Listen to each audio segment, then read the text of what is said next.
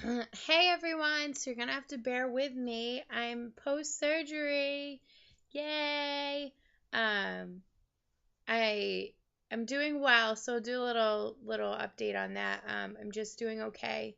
I had a little bit more incisions than typical, and I don't know why, so I won't know until my follow-up. I learned that I cannot take Vicodin without throwing up. TMI, I know, sorry. So I'm on OTC pain med right now, which really isn't doing much. Um, Other than that, it went well. It went good. I feel already better. Today I'm gonna start eating a little bit more. Yesterday all I had was banana pops and mashed potatoes and one heated up apple with a little bit of cinnamon on it. The only other thing I have is the tube from being in my throat. My throat's really scratchy and my voice has been going in and out. So hopefully it will last for this video. But thank you everyone for all the great comments. I know I yesterday didn't comment back to everyone. I just did one big one because I was really on some drugs yesterday. So I was feeling good. I didn't sleep at all last night. So today is going to be trial and error. And they want me back at work tomorrow. So I emailed them today and I said, I can't drive. I have 7 incisions on my stomach. There's no way in heck I can drive tomorrow an hour to work. So we'll see what the plan is with that. But anyways, it is TTW 28 and I'm so pumped. I think this is a great idea to share more ideas because I feel like I am coming on here a lot more to find ideas from other people. So, yeah, so I'm like really excited about that. So the first question she had, what were some movies that you've seen lately? So I wrote this all down. I wrote everything down in this little green book just in case I forget. We saw Taken 2. I saw that Lisa saw that. Taken 1 was so good. I mean, Taken 2 was good, but it was so predictable for me, but it was still good because I love Liam. We saw I wrote Playing for Kids, but it's supposed to be Playing for Keeps, I think. It was okay. I went and saw, sorry guys, I went and saw Safe Haven a few weeks ago, which was really good. I cried. Hit and Run was awful. And Celeste and Jesse, because it's got, oh my God, I'm like drawing like major blanks right now. It's got 2 former SNL,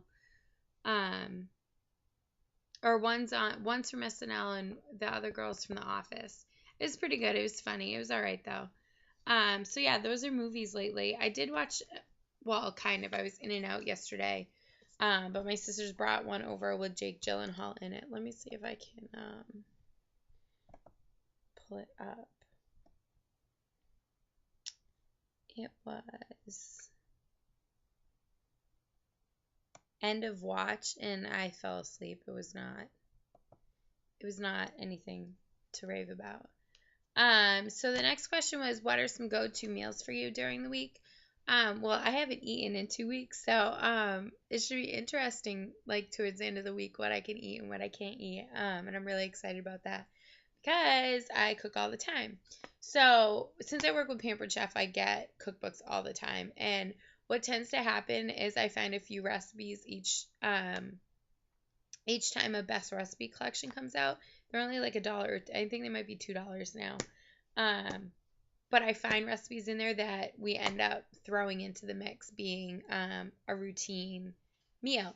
But go to as far as like, oh my gosh, I don't know what to do. I have this awesome product that I can cook chicken. I can cook anything frozen. Well, I don't cook steak in it.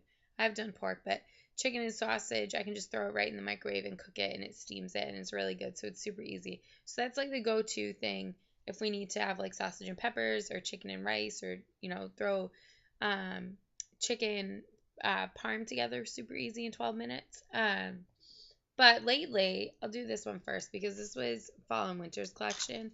And these chicken fajita bites are so delicious. I made them at a show and like I fell in love with them. They're so good. They're not that bad for you. They're 50 calories, 1.5 grams of fat per one. 3 carbs, 1 fiber, 5 protein. So it's actually really good for you. So it's easy. All it is peppers, green onions, fresh cilantro leaves, part skim mozzarella cheese, chicken, a little bit of mayo, or you could use sour cream instead of the mayo, and then a rub and some more sour cream. And then this other recipe has also become like a staple, especially in the winter. It's, I'm trying to like look at it while I show you. It's chicken parm soup. Oh my gosh, it's so good. Except we don't have regular croutons, so we actually have to cook the bread. But I just throw it in the microwave and throw it in, and it's delicious. So all that is olive oil, chicken stock, marinara sauce, diced tomatoes with garlic and onion, diced chicken, garlic, Parmesan cheese, and shredded mozzarella cheese, and then we just put the bread on the top. So those are out of that one. And then this season that just came out, we've already kind of put this in our staple. We make pizzas a lot with Udi's crust because we're gluten free. That's not the one I wanted to show you, but I think this is the one. No, it was actually in this one. So we do that a lot because it's like super easy. All you do is pile junk up. This is what we made. We made this one. This one's kind of becoming a staple. Mediterranean roasted red pepper pizza. And it's got artichokes, spinach, red peppers, mozzarella cheese, and it calls for feta and olives, but we haven't had any feta and olives in our house lately because I haven't been able to eat feta. Another appetizer that we make all the time are these twice baked potato bites.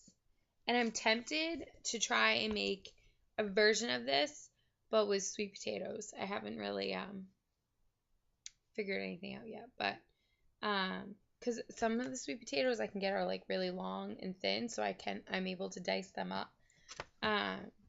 So yeah, I want to try and make something with the sweet potato. Although I love baby red potatoes, but I don't really eat them that much because I don't really do well with carbs. I'm hoping after this gallbladder thing is gone, I can actually eat normal again. Because it's been a very long time of not eating normal. It was really funny though when I had the surgery. They came out and they're like, "Can we get you crackers?" And I was like, "I can't have any crackers. I don't eat gluten or wheat."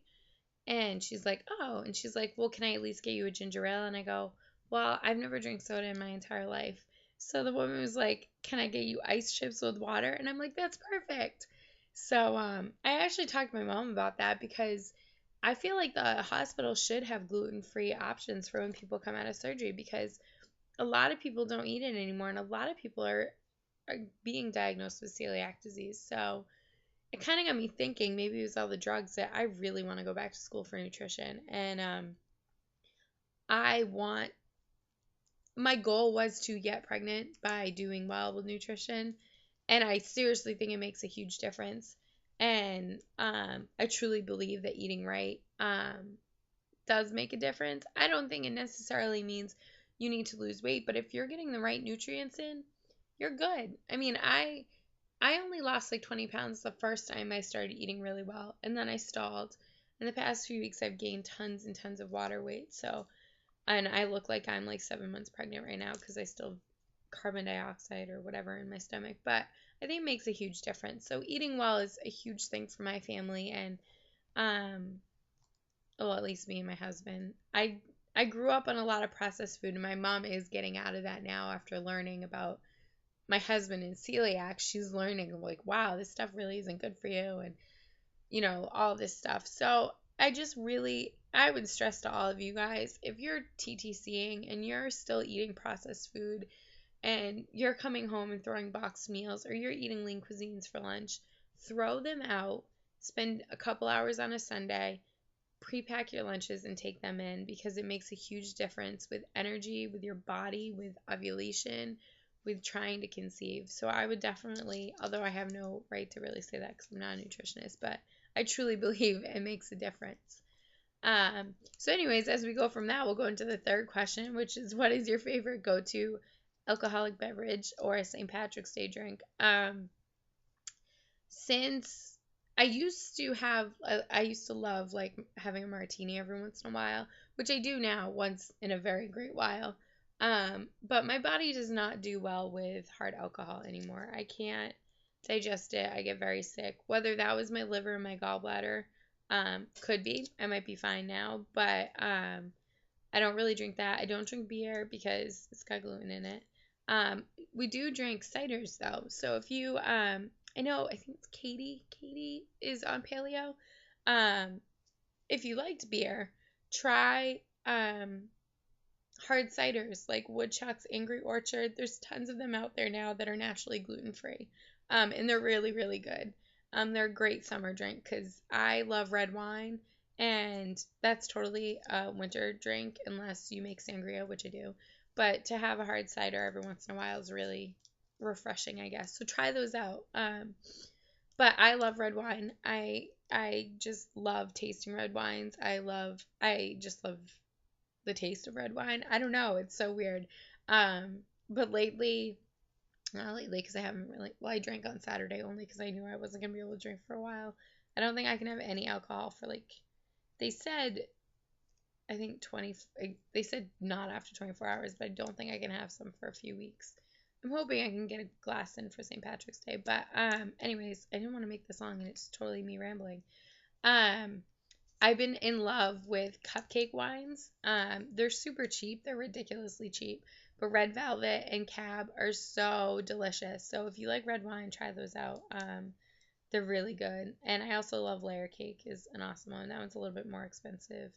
And Rodney Strong's a little bit more expensive. Louis Martini's a little bit more expensive. But I do love $2 Chuck, which is really $3 at Trader Joe's too. If you guys have a Trader Joe's near you with wine, they are super ridiculously cheap as far as wine goes. But yeah, so I don't really know what I can turn green for St. Patrick's Day. I think I'm gonna surprise my husband and throw a couple drops of food coloring in his cider and see what happens. I love St. Patrick's Day, and I'm not at all Irish at all. But I just love it. So that's why I was like praying that my surgery would be Monday so that I can at least go out to dinner or something. Whether or not I can drink or eat, I just want to go out and enjoy the atmosphere, so to speak. So yeah, so that's TTW 28. If you guys want any of those recipes, I'll put a link down at the bottom to log on to my website. But I don't know. I don't know what I was gonna say. So yeah, that's all. I'm gonna go rest for the rest of the day, pop in some more movies. I kind of want to see this Prestige movie that New Creosote was talking about, but I don't have it on Netflix. But Memento is on Netflix, so I think I might watch that instead. I've never sat on the couch and watched a movie, so that's what I'm gonna do. And I'm reading one of Jillian Michaels' new books about metabolism. So yeah, I'm a dork like that. I just finished Naturally Getting Knocked Up, or Knocked Up Naturally.